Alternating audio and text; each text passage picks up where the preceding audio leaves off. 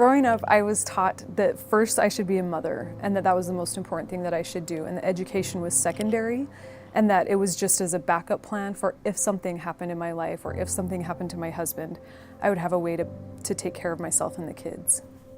I got married young and had kids young, early, and a lot of them.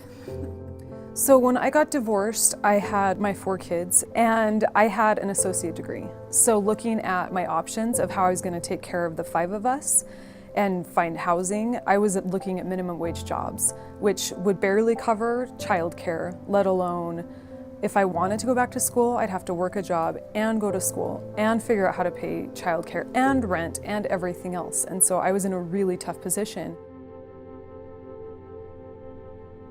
I looked into several options of what would be flexible with my kids, because that was my #1 priority, was flexibility with my kids' schedule. So a friend of mine had suggested to me that I enter the pharmacy technician program at Dixie Technical College. And so I looked it up online and I saw what the tuition rates were and the timeline, and it was perfect for what I needed.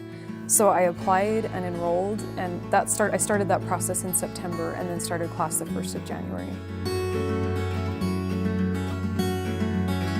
After 6 months of the didactic portion of class sitting in the seat and then 180 hours of my externship, I was offered 2 jobs by separate pharmacies. We no longer qualify for Medicaid or government assistance, and we're also in the process of building a home with Habitat for Humanity.